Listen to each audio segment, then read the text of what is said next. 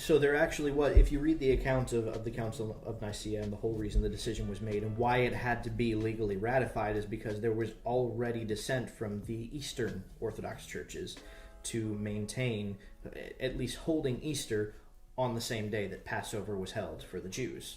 Okay, so the Eastern Orthodox Church actually tried very hard to maintain some kind of relationship with Semitic culture in keeping with the command to do this in remembrance of me. Right. You know, so again, the little bit of anti-Semitism in Constantine's own words, and the fact that it was a legal rendering made so that effectively doing anything else would be outlawed.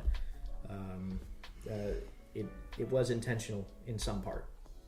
All of the elements of the pagan observance of what would have been Easter Sunday for the pagans, because the reality is that particular day, the first Sunday after the equinox, has been observed by almost every culture in the world as far back as history goes. It is a common pagan thing to keep the theme. equinoxes and their own versions of holidays. But to your point, to kind of more enforce that the pagan intention was sort of meant to be kept, St. Augustine is quoted with having said to not tear down any of the pagan temples and not to press against the pagan rituals, but rather to incorporate them into Christian practice. And you can look it up. I can't think of the exact letter that he was writing, but he was writing a letter to another man, and he said these words exactly: don't push against, don't change it, just incorporate it into Christian and make it out to be for Christ. So he was a very universalist, inclusive, and it was easier to convert the world if you didn't have to change too much. And so I can almost say with certainty that the idea is to kind of intermingle to establish almost exactly what we saw in Ezekiel, where the men they're still in God's temple. Right. You know, they're at the right place. Yeah. They're just incorporating other idolic traditions. Right.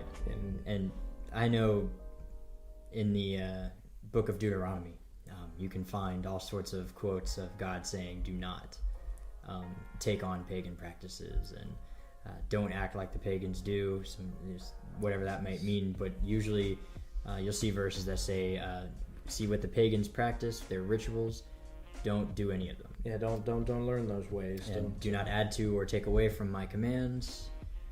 And so I feel like the idea of adding Easter as a holiday, it's not a problem to add a holiday, much like the 4th of July is still a holiday. Yeah. You know, I don't think that's an issue. But to make it a biblical holiday sort of goes against the So you probably say that Passover is probably a little more important to be keeping, even for a Christian. I will go so far as to say that we should kill the church in this aspect. That we should be. I mean, why not keep Passover? It's a more beautiful holiday. There's way more symbolism in it. It has no pagan origins, and it was mandated by God. It's God in the Bible. said to do it, and the Master Yeshua said to do it. The Messiah himself kept it. And so just out of the principle, why would we not also be like him and do the same things he did?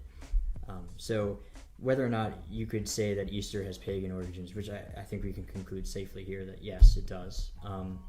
But whether or not you believe that that's okay to incorporate pagan tradition into your Christian lifestyle, why? Why would you bother? The Passover Seder is just infinitely better.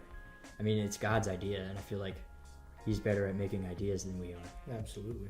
I don't think there's any argument. It almost there goes without being said, but yeah. I mean that's sort of my argument from my perspective is why bother with anything else? Yeah. God's commandments are perfect,